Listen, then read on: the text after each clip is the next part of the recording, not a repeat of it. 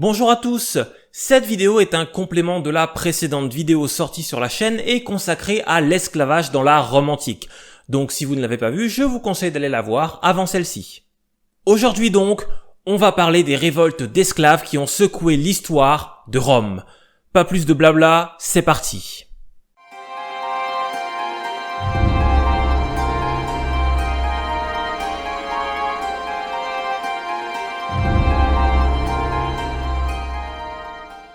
On distingue 3 degrés de révolte.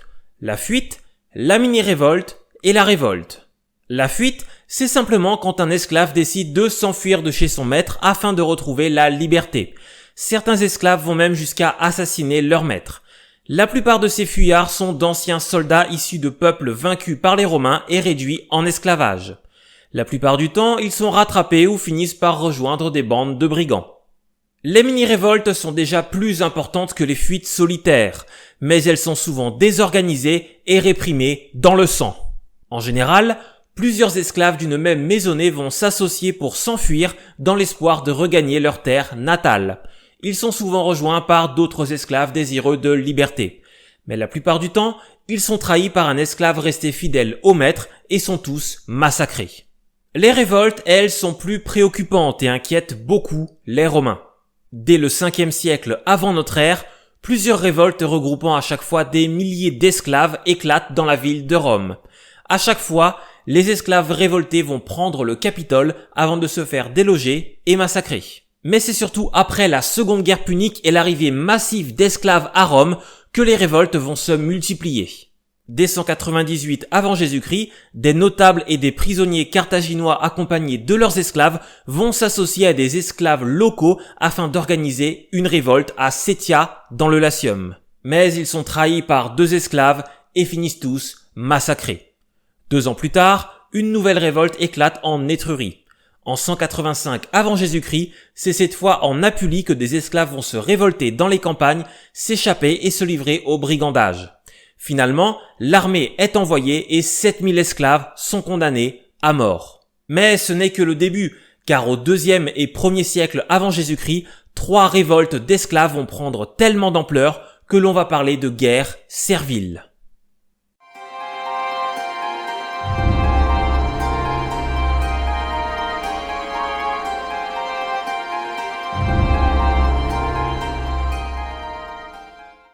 La première guerre servile éclate en Sicile en 140 ou 139 avant Jésus-Christ.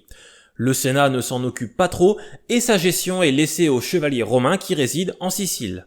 Ces chevaliers romains qui résident en Sicile sont en général très riches et se livrent à de nombreux excès sur leurs esclaves. L'un d'eux, Damophile, un riche propriétaire romain, est particulièrement cruel avec ses esclaves. Plusieurs de ces esclaves vont donc s'enfuir et s'adonner au brigandage, ce qui va installer un climat d'insécurité dans la région. Mais les autorités locales sont impuissantes, elles ne peuvent pas agir sans l'accord des chevaliers romains, et ces chevaliers romains pensent plus à s'enrichir qu'à poursuivre des esclaves en fuite. La situation devient rapidement explosive. Dans ce contexte, un esclave syrien du nom d'Eunus réussit à réunir 400 esclaves et lance la révolte.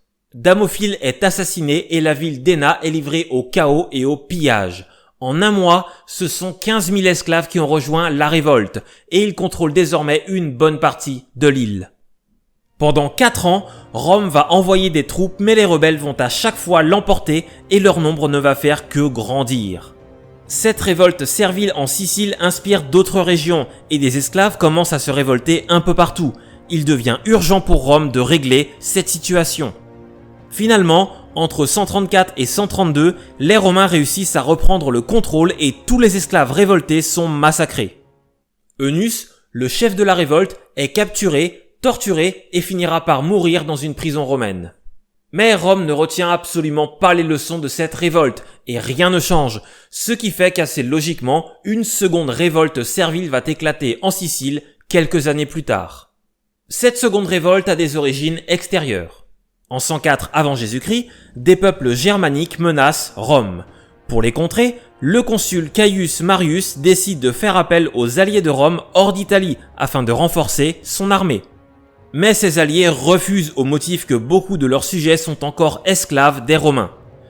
Le Sénat romain va alors décider qu'aucun allié de Rome de condition libre ne peut être réduit en esclavage. Les alliés illégitimement réduits en esclavage doivent donc retrouver la liberté. En Sicile, ce sont 800 esclaves qui doivent être libérés. Mais aucune compensation financière n'est prévue pour les anciens propriétaires, qui vont faire pression sur le gouvernement de Sicile pour que celui-ci ne respecte pas les directives du Sénat. Personne n'est affranchi et pour protester contre cette injustice, 200 esclaves vont se révolter en Sicile. Ces 200 rebelles vont se faire massacrer, mais à peine la situation est-elle rétablie que des révoltes d'esclaves vont éclater un peu partout en Sicile.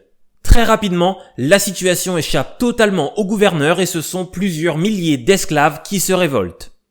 Là encore, l'armée ne parvient pas à rétablir la situation, en grande partie dû au fait que les meilleures troupes de l'armée sont occupées en Gaule à combattre les Germains.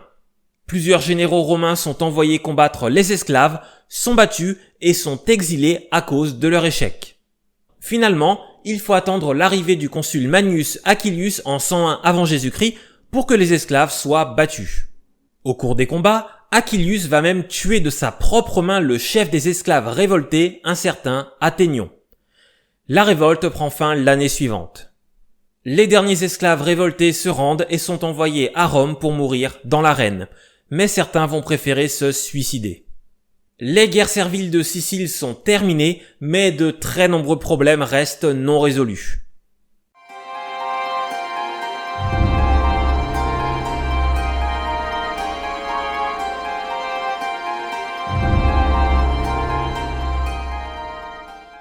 Au final, les 2 premières guerres serviles se sont cantonnées à la Sicile et cela n'a pas vraiment inquiété Rome. Si ces guerres ont duré aussi longtemps, c'est justement parce que Rome ne s'en souciait pas et n'envoyait pas suffisamment de soldats pour les réprimer. Rome n'a pas non plus voulu voir certaines circonstances aggravantes de ces révoltes. Certes, l'immense majorité des rebelles étaient des esclaves. Mais ils ont aussi été aidés et même rejoints par des paysans libres qui faisaient face à de graves difficultés économiques. Au IIe siècle avant Jésus-Christ, la classe équestre romaine s'est considérablement enrichie grâce aux conquêtes, ce qui va amener d'importantes transformations économiques. Les chevaliers romains vont racheter toutes les terres des petits propriétaires et ces derniers vont se retrouver sans rien. Les quelques paysans qui vont refuser de vendre ne vont pas pouvoir résister longtemps, écrasés par la puissance économique des grands propriétaires ou tout simplement expulsés de leurs terres. Les pauvres deviennent de plus en plus pauvres et les riches de plus en plus riches. Et cette situation va pousser les paysans les plus pauvres à rejoindre les révoltes serviles. La multiplication des grands domaines agricoles, qu'on appelle les latifundia, aux mains d'une élite enrichie, va avoir une autre conséquence. Cette nouvelle économie latifundiaire va se révéler plus adaptée à l'élevage, et garder des bêtes nécessite moins de compétences que les cultures. Les ouvriers agricoles qui travaillaient dans ces cultures vont donc se retrouver en concurrence directe avec les esclaves pour garder les bêtes. Ces ouvriers libres vont progressivement se faire remplacer par des esclaves plus rentables pour les propriétaires et de plus en plus de campagnes vont se vider et être presque exclusivement peuplées de bêtes et d'esclaves. Ces paysans libres vont alors se tourner vers la ville de Rome, dans l'espoir d'y trouver un travail. Mais la plupart vont finir par devoir vivre de la charité ou de l'arsen. Même si l'on trouve encore dans les campagnes des champs cultivés par des hommes libres, cette situation va devenir très préoccupante. Les frères Gracques vont alors proposer des réformes agricoles pour pallier à ce problème, mais la classe sénatoriale refusera de les écouter et ils finiront assassinés. Ces événements vont conduire aux guerres civiles, qui verront s'affronter les populares, des nobles romains favorables à des réformes en faveur des plus pauvres, et les optimates, des nobles romains favorables à l'aristocratie conservatrice. 2 épisodes, en 88-87 et en 83-82, vont opposer Marius et ses alliés, qui soutiennent les populares, à Sylla et ses alliés, qui eux soutiennent les optimates. Ces 2 conflits vont être particulièrement meurtriers et faire plusieurs dizaines de milliers de victimes. Au début du 1er siècle avant Jésus-Christ, Rome se retrouve donc dans une situation politique, économique et sociale très instable. La cité éternelle peine à s'adapter au nouveau système qu'elle a elle-même mis en place avec les conquêtes et l'arrivée massive d'esclaves. De plus en plus de Romains vont tomber dans la pauvreté et les esclaves sont toujours plus méprisés. Rome est sous la menace constante d'un incident mineur qui peut rapidement dégénérer. C'est dans ce contexte trouble et incertain que va éclater la troisième guerre servile.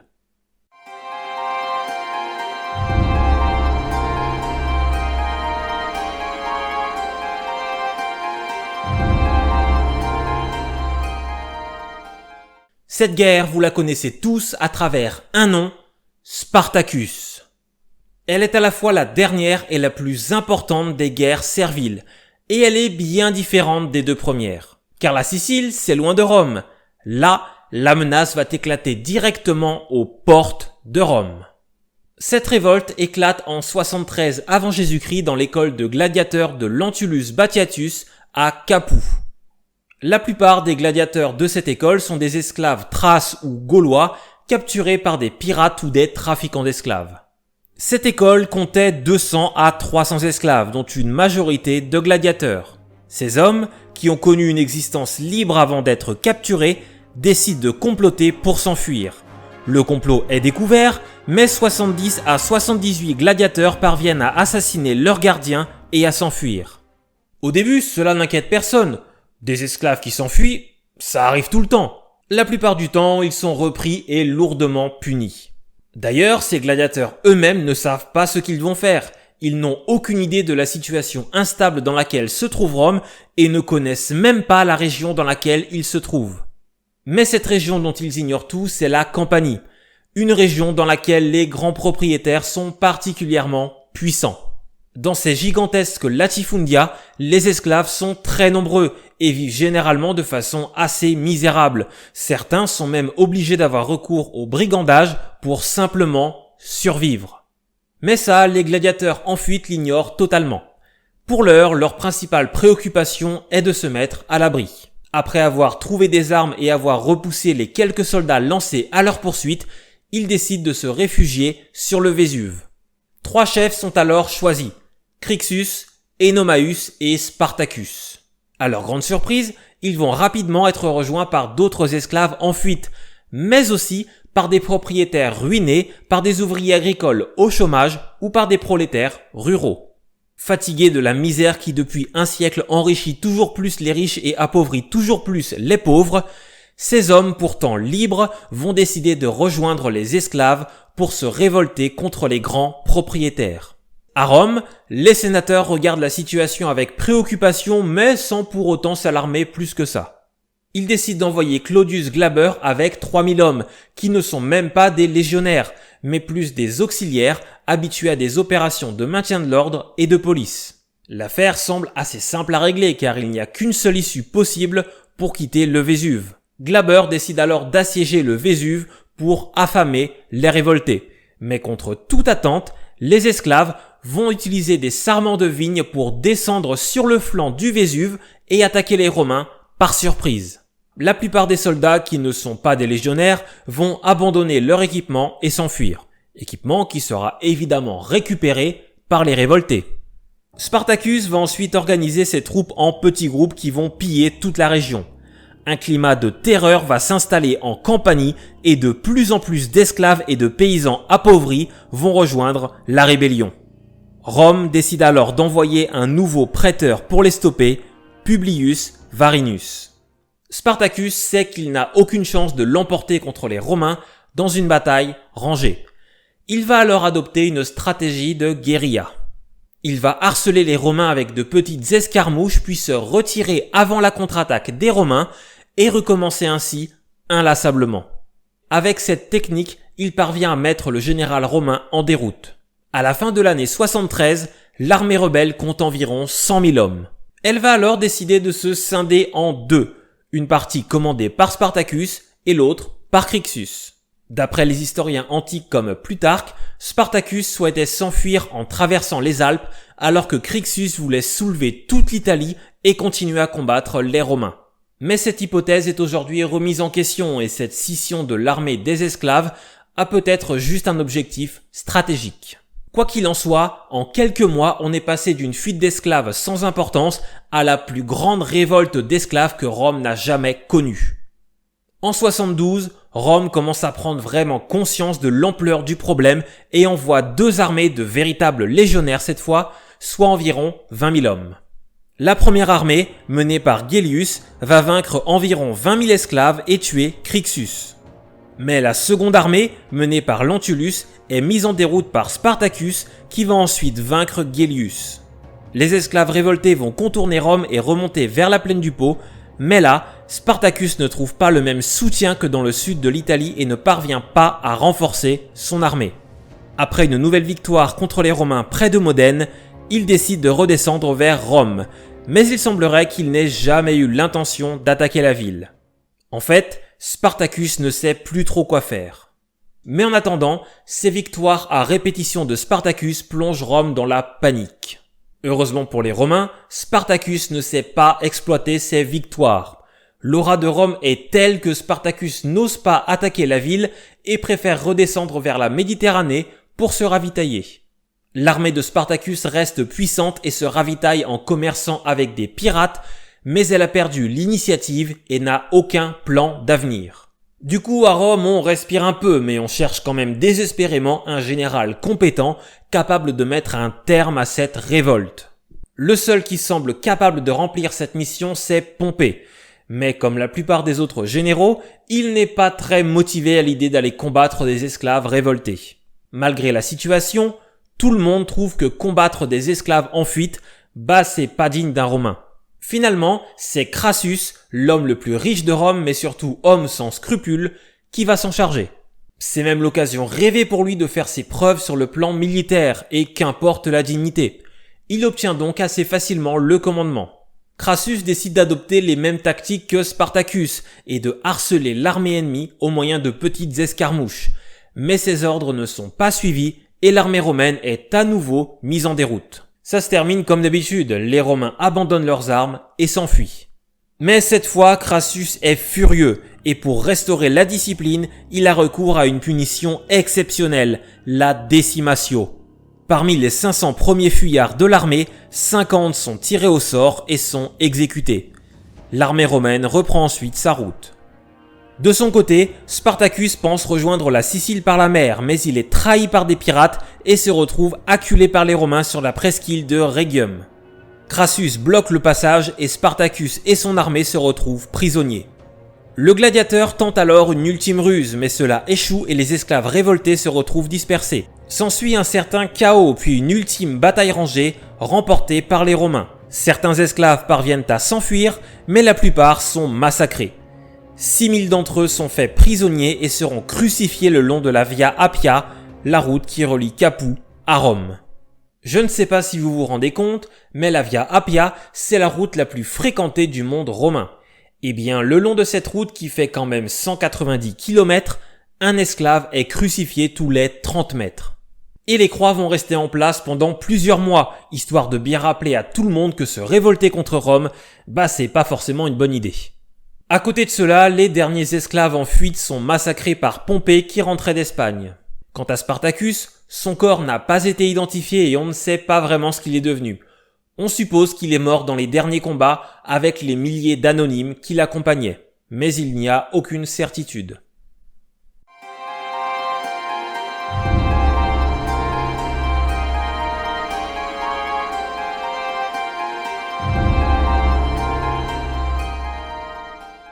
À la fin du printemps -71, la troisième guerre servile est terminée.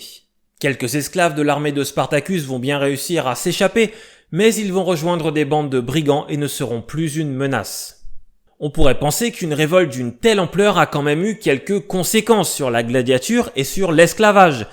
Eh bien, en fait, pas vraiment. Dès l'été -71, le retour des tensions politiques fait craindre un retour à la guerre civile et on ne parle déjà plus des révoltes d'esclaves. Il ne faut quand même pas minimiser l'importance de la guerre contre Spartacus. Au moment des faits, l'ensemble du monde méditerranéen entend parler de cette révolte et les ennemis de Rome ont dû suivre le déroulé des événements avec beaucoup d'attention. Par la suite, certains historiens romains vont citer Spartacus jusqu'à la fin de l'Antiquité, preuve de l'importance de cette révolte. À chaque fois qu'une révolte d'esclaves éclate, certains Romains ont peur qu'elle prenne la même ampleur que celle de Spartacus. Mais est-ce que la révolte de Spartacus a eu une influence sur l'esclavage dans la Rome antique ? Pas du tout. À la suite de la troisième guerre servile, les Romains n'ont absolument rien changé à leurs habitudes.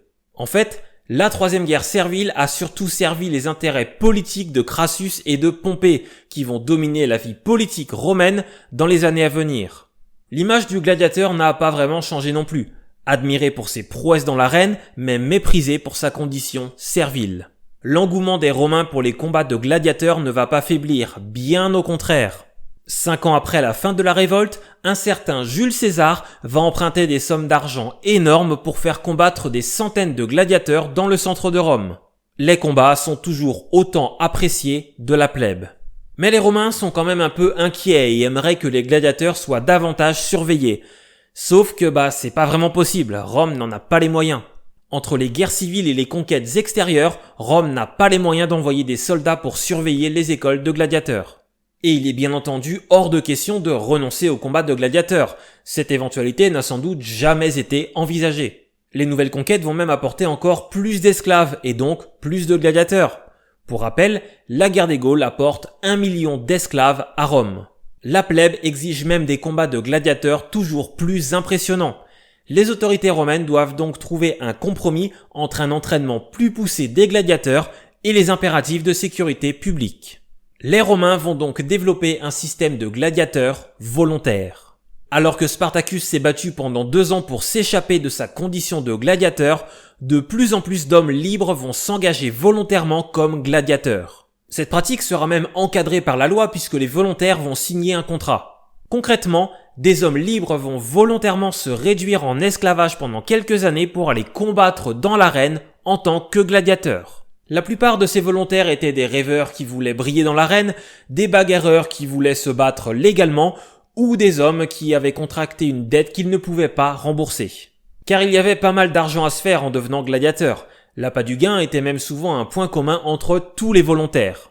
Les hommes libres les plus pauvres qui vivaient à Rome à cette époque avaient souvent une vie plus misérable que les gladiateurs.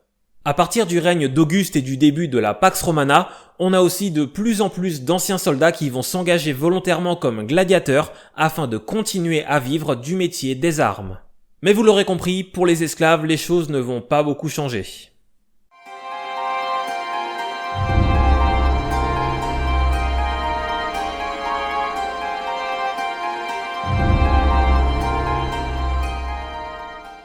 Rome a toujours connu des fuites et des révoltes d'esclaves, mais même les plus importantes au 2e et 1er siècle avant Jésus-Christ n'ont pas permis de modifier la condition des esclaves. Et je pense qu'aucune révolte, quelle que soit son ampleur, n'aurait pu le faire. Rome a un besoin vital d'esclaves. Rome ne peut pas fonctionner sans esclaves. Si vous souhaitez en savoir plus sur le sujet de l'esclavage à Rome, n'hésitez pas à aller voir ma précédente vidéo consacrée à ce sujet. Vous trouverez un lien dans la description. Merci à tous de m'avoir écouté. J'espère que cette vidéo vous a plu. Comme d'habitude, si c'est le cas, n'hésitez pas à vous abonner, à commenter, à liker, à partager la vidéo. C'est le meilleur moyen de soutenir la chaîne. Quant à moi, je vous dis à bientôt pour une nouvelle vidéo, sans doute sur un sujet assez différent. Portez-vous bien.